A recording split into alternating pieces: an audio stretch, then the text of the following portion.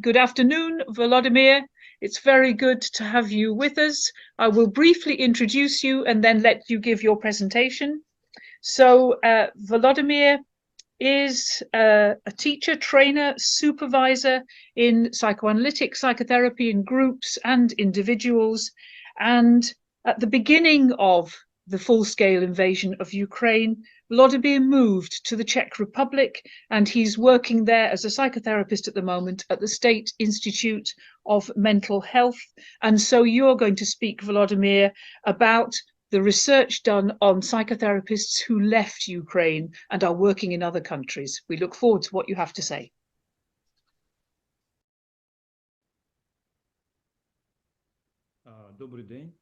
Hello, dear listeners, dear audience. First of all, I would like to tell to all citizens of the Czech Republic that it's very important holiday that they have today. It's Fight for Freedom and Democracy. And also I would like to express gratitude to all people who help Ukraine because it is very valuable for us. Thanks a lot. So this research that we have conducted, it's a pilot research. We conducted it together with Kira. We just divided it. So I will be telling about those who are abroad, and Kira was telling about those who stayed in Ukraine. So we are going to make this research wider and have much more respondents. I will start from my experience. When you leave the country from under the shelling, then you have fear for your closed ones, but of course you fear about your life as well. When you come to this point of destination, the level of anxiety decreases significantly, and you feel with your body of them that they begin to relax, and you begin to see what is around you: nature, its sounds, people, whether it is warm or cold in the room, whether it is light or dark. Before that, you were just running, and you do not feel absolutely anything. You're just running away, and you're worrying about your children first and foremost. I had to first leave from Kyiv to the suburb of Ivano-Frankivsk, and a month and a half later, I moved to Prague. I am a disabled person, so that's why I had the opportunity to leave the country. I am not military conscript. For a month and a half in Frankivsk, I helped local psychotherapists, psychologists, and psychiatrists to organize their activities, both among themselves and with those who moved from other regions of Ukraine. We have organized a shift of psychologists to the places where resettled people come and ask for help. Volunteer shifts should be no more than 3 hours per day and no more than 2-3 times a week. Otherwise, there will be a rapid burnout. We got this experience of rapid burnout during the Revolution of Dignity. At that time, I led a psychological service on Maidan. I coordinated it, and we managed to find out this way. We also had regular support groups for everyone and supervision groups for colleagues. And even under such restrictions, some colleagues burned out after 3 weeks, a month. Then we recommended them to take short vacations. The study showed that 70% of those who went abroad have the experience of traumatic events at the beginning of the war. I would like to draw a careful conclusion that those who moved had more experience of psychotraumatic events, both in anamnesis and at the beginning of the war. And this was the basis for saving themselves and their relatives. So one's own experience of traumatic events and the experience of previous generations led to the fact that they made this decision to move abroad. Among those who went abroad are those from the east or south of Ukraine, where military operations are still ongoing, and those from the west, where there were no military operations. In personal conversations and in 2 focus groups, we found out that those who moved from Crimea and Donbass, which were occupied still in 2014, to other regions of Ukraine, and in 2022 tried to escape not just abroad, but as far as possible from Ukraine, to America, to Australia, anywhere, so that Muscovites would definitely not be able to get them there with their missiles and atomic bombs. Those who left from the western regions mentioned that they were afraid that the Muscovites might come to them and kill everyone. As a rule, they referred to the memories of their grandparents who told about the murders of their relatives and neighbors by Muscovites when they once again occupied the territory where they lived. And this was occupation in 1916, then Muscovites came in 1939, then once again they returned in 1944, and also during the guerrilla war that was conducted by the Ukrainian insurgent army in the 40s, 50s of the 20th century. At the focus group, I was actually surprised by that. Of those who went abroad, almost everyone mentioned that their ancestors and relatives were repressed during the Soviet occupation of Ukraine, that they only now understood everything that those relatives once tried to tell and convey to them and retell them. For example, in my family, and I think in majority of families, the first toast, the first speech at every celebration was, "Let us not have war." And at that time I was thinking, what are you talking about? And now I understand that it was really wise, that my ancestors were really wise. According to the results of the conducted research, it was found that in the first months of the war, all the respondents noted health disorders. The most noted were 89% mood disorders in the form of sleep disturbance. 74% of respondents had eating disorders. For example, I started eating less and I lost 13 kilograms. And then I managed to stabilize myself. Most of those who left experienced anxiety, sadness, aggression, irritability, sleep, and eating disorders. According to my observations, the following dynamics took place. At the beginning, many had authentic reaction, which probably was due to the release of adrenaline, the sudden release. Yes, people felt anxiety, a rush of energy, they almost did not sleep, there was a high level of anger and irritation. After that, conflicts in the family and among neighbors increased. Parents and adult children move into the same apartment and finally get to know each other like adults. When relatives come to visit each other for a couple of days or weeks, it's clear who is the owner and whose territory belongs to whom. And here it becomes clear that the territory will have to be divided for a long time, and each side is trying to defend its habits and rules of life. And these are necessarily conflicts, both new and those rooted in the past. 64% of surveyed noted the presence of quarrels or tension in the relationship. Among them, 58% of respondents noted quarrels in the family, 26% at work, and 16% with neighbors.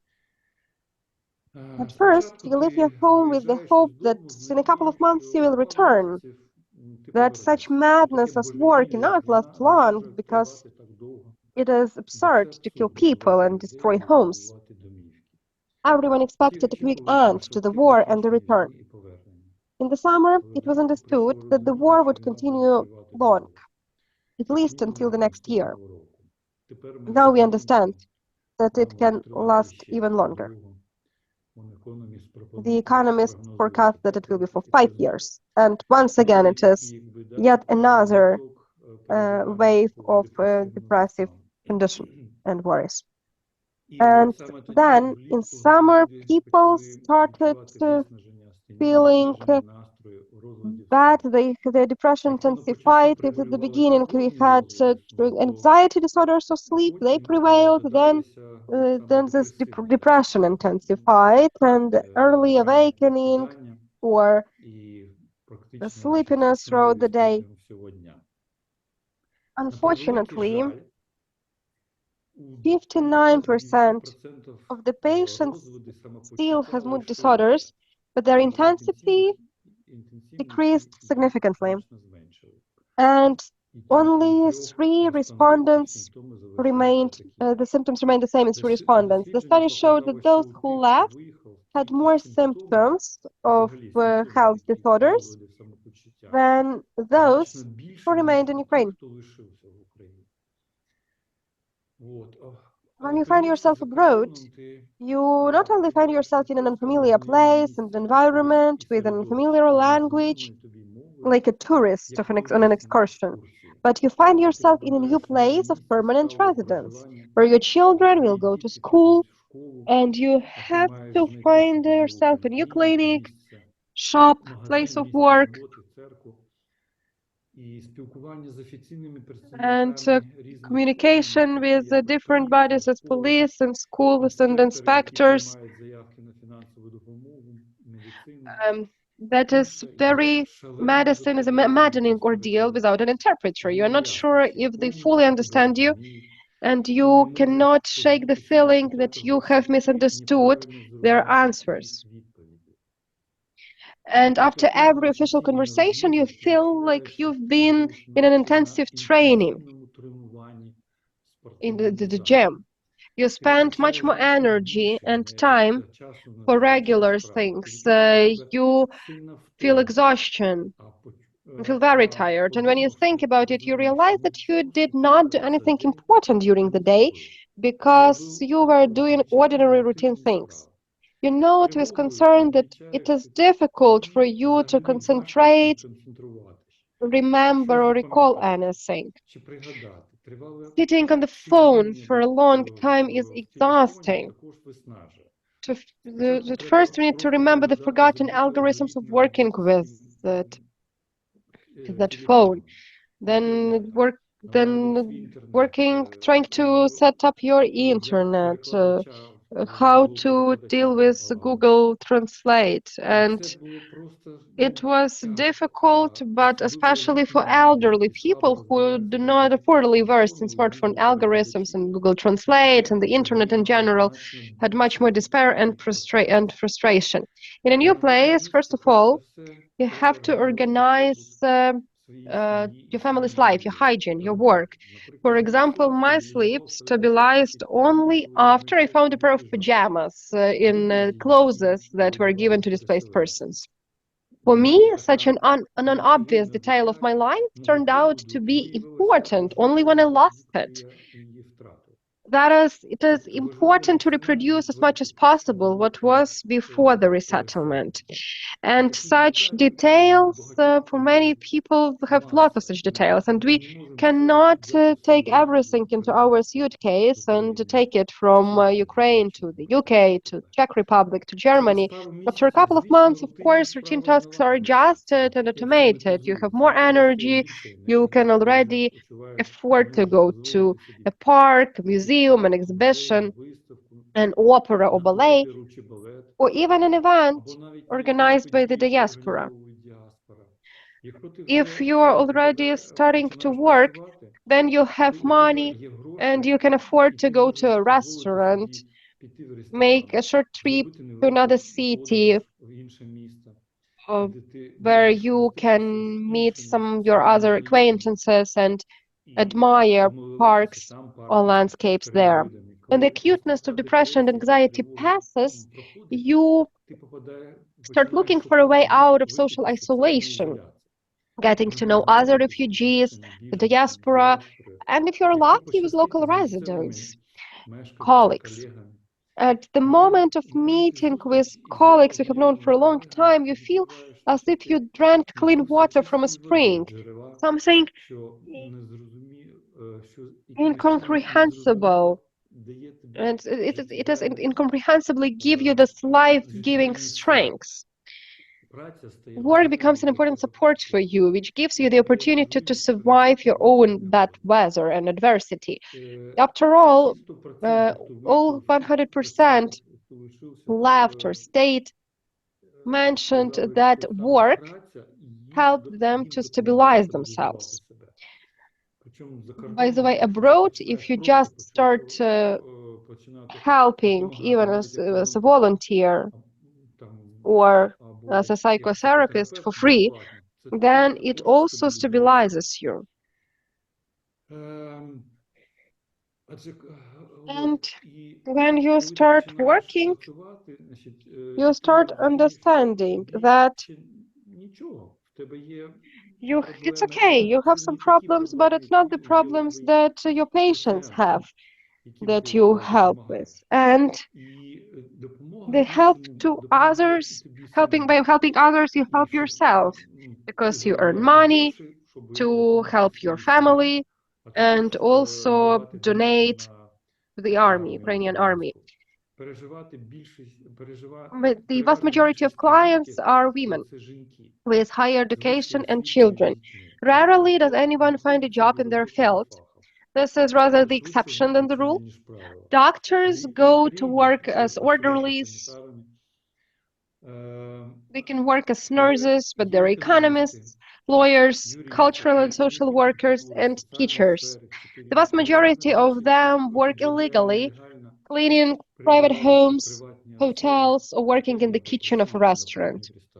Children demand care now, not some time after the war.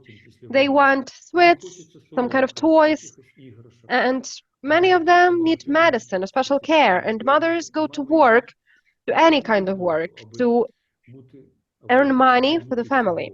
Living on social assistance is very difficult. You save every euro cent. But most of those who left noted that financial and social assistance from the host country helped them stabilize their situation.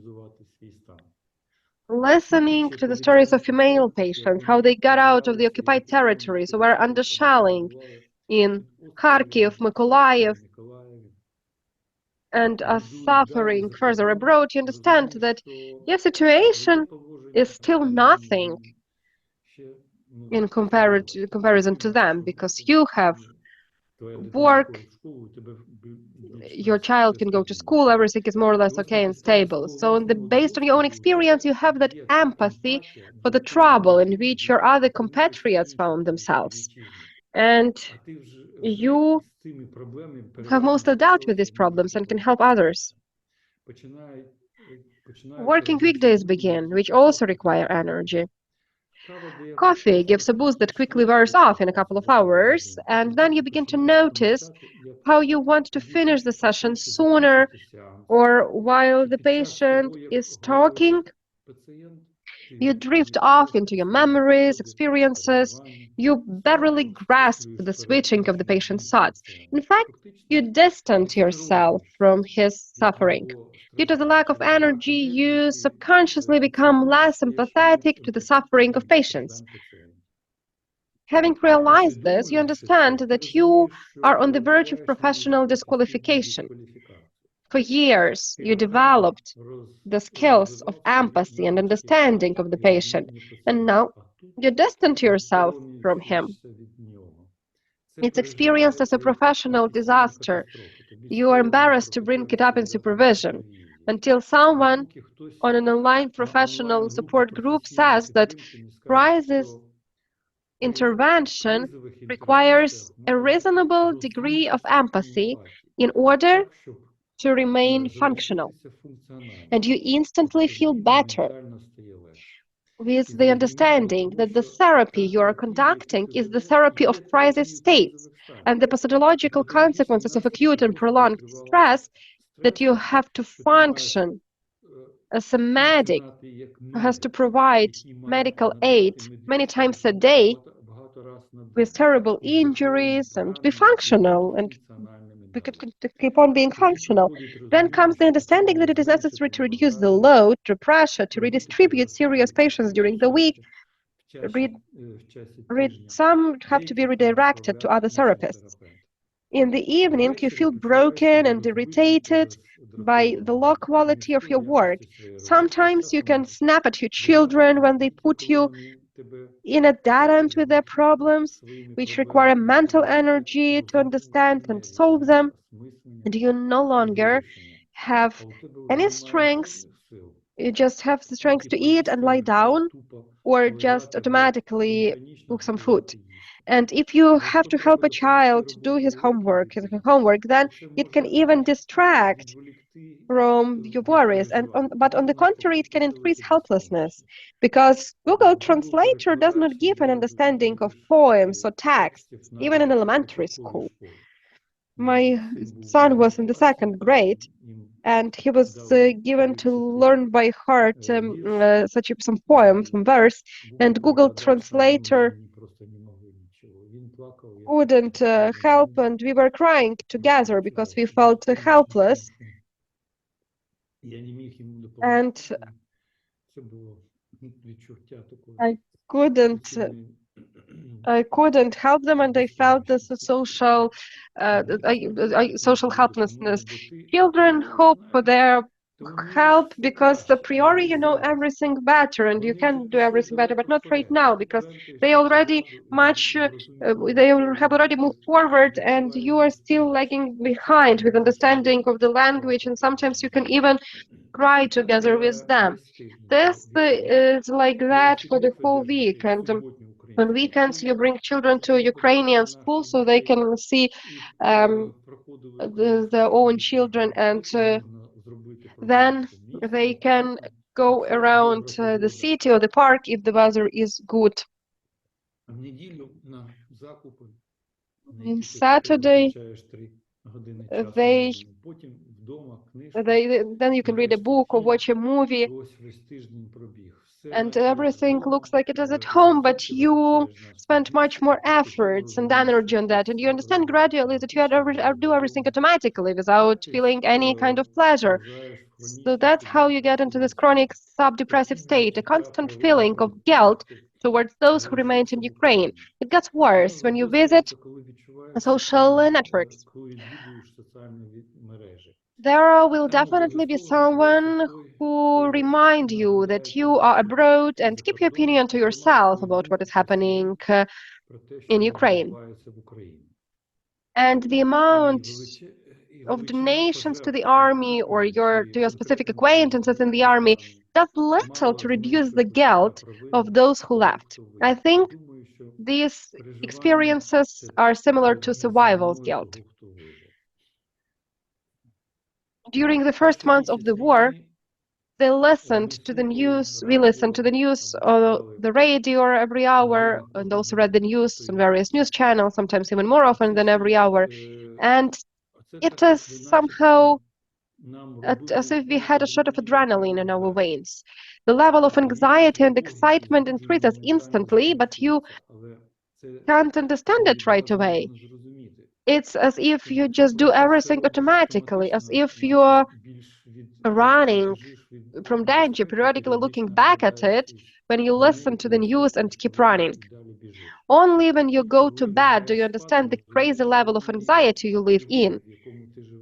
And you seem to just breathe it, because with every breath, various terrible memories, conversations, and then apocalyptic fantasies about the events in Ukraine enter your head. This is a fantasy about people who suffered from shelling. Of course, the degree of distress increases tenfold when it is your acquaintances or relatives, especially when they are under some shellings, yes, and you cannot reach them. Fantasies about how they were left in the cold, without light, without any kind of connection. Terrible images are etched into your mind. Sometimes the sound of sirens, the sirens of air raid alarm explosions, and you curse the heads of Muscovites. You feel strong rage and at the same time a sense of helplessness because you cannot do anything. You cannot stop the war, the shelling, the suffering of your compatriots there in Ukraine. Personally, in order to fall asleep, at first I simply moved all the fantasy pictures away from me to somewhere beyond the horizon, and it helped me to breathe. Then I started reading the prayer, Our Father, and at the end, I did not even have time to ask God for something, I just fell asleep. This ritual helps me now, especially after I returned to Ukraine, after you wake up from the air raid alarm at night. Only a conscious limitation in the consumption of information helps to reduce the level of anxiety. But only when you return to Ukraine do you understand the level of anxiety and depression you lived in all these 1.5 years. In the words of my wife and colleague, when an air raid alarm sounds in Ukraine, your level of anxiety increases. When you hear that the air raid alarm finishes, level of anxiety decreases, but abroad it does not decrease at all. You just live with that level of anxiety all the time. At first, you experience a shock while listening to or reading the news. You feel the whole bunch of feelings: anger, helplessness, fear, and guilt that you went abroad. Then you experience this very thing with your patients several times per day or per week, and weeks may pass until the anxiety about the mass destruction of people and houses from shelling or disaster, like the explosion of the Kakhovska HAPP, disappears. And in Ukraine, you go through the same thing for a while, but then you continue to do the necessary things. You concentrate on them, you focus on them, and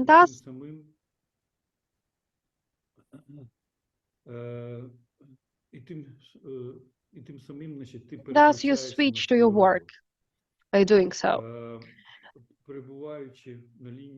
Of course, this anxiety again increases when some of your acquaintances are on the front line or near that front line. Then your thoughts about the acquaintances who are now on the front line, who are now fighting, they kind of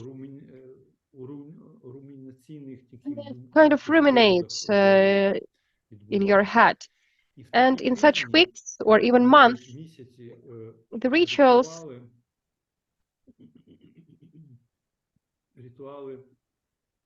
help to go through that, to concentrate on work, to focus on work. But this anxiety never completely goes away. It does not. In such weeks, you understand that you're just helpless. The next day, after you wake up from such sleepless nights, from such air raid alarms, your head is buzzing, but you have to wake up the children, to send them off to school, to cook breakfast for them. That is, the perception of events in Ukraine is different between those who live in Ukraine, among those who live in Ukraine and those who have left. Those who live in Ukraine process their experiences from tragic events faster than those who went abroad. I would call this phenomenon the phenomenon of engagement. I noticed it for the first time when I was the head of the Maidan psychological service. Then in Kyiv, you leave the barricades, you go home, and your anxiety rises. But when you go back, well, vice versa. It's dangerous there, but your anxiety is decreased. I have noticed that phenomenon even then. I think that actually this phenomenon perfectly explains the stability and resilience of medics, who even in a peacetime almost daily encounter human suffering and grief and endure it at a good functional level. In conclusion, here is what helped psychotherapists stabilize their condition and work fruitfully. The work itself. All 100% of colleagues noted that stabilization occurred when they helped others, not even as a psychotherapist, at focus groups, everyone noted that they returned to reality when they started working. The next one is different ways of stabilizing themselves. Most of the respondents tried to communicate more with relatives, tried to opt, or with some others. Kira already mentioned that. Regulate the load. Also, 36% of respondents increased their workload, 35% redistributed their patient, and 99% provided fraud-free or nominal customer support. State aid, 42% of respondents who moved answered that they received state assistance and that they helped them to stabilize themselves. Participation in support groups and also values. Kira has mentioned about them, religious practices and religious values, family values, and family history. We can draw preliminary conclusions from the study. Those who remained in Ukraine show greater psychological stability than those who left. A number of factors contribute to this, namely the presence of psychotraumatic events, their ancestors, and in their history before the beginning of a large-scale invasion and at the beginning of the war. At the focus group, we found out that moving to a foreign country and adapting to new conditions is one of the factors of destabilization. So you run away basically from the fear of death, but when you move, you just destabilize yourself. Those who remained spent significantly less time and energy on household organization and other things, and spent more time on work and their own family problems, volunteering. They did not have social and professional isolation as it is abroad. They participate more in support groups. That is the folk proverb, even walls help at home, has been confirmed once again.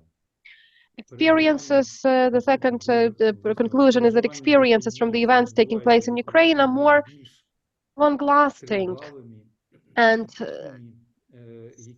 they hurt therapists more and those who moved abroad.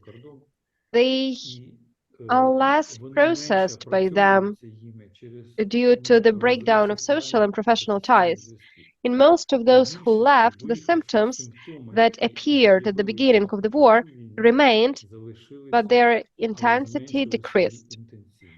The third conclusion is that for all of them, work and volunteer help to others turned out to be the biggest stabilizing factor. So these are the conclusions that I wanted to share with you. If you have any questions, then, and if you still have time, then I will gladly tackle them. Thank you so very much, Volodymyr. We will take any questions that people have in the round table this afternoon rather than now. But I want to thank you because you have given us a really extraordinary insight into the experience of psychotherapists who have had to move away from Ukraine and the ways in which the challenge to you has been very great because you've had to cope with the transition, moving away from your country, as well as beginning to work in a different country. So I thank you for how open you've been with us, how much you've shared your own personal experience, and it's a real huge contribution to our understanding of your situation at the moment, and a big contribution to our symposium. Thank you.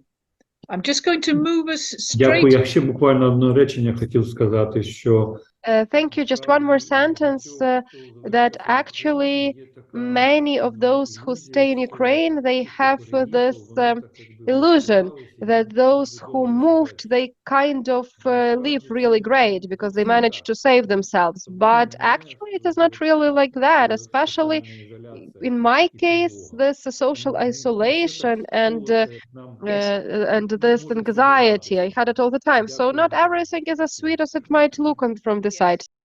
Yes, I understand that. That's exactly what I'm saying. You've given us that insight. Thank you very much for that insight. Yes.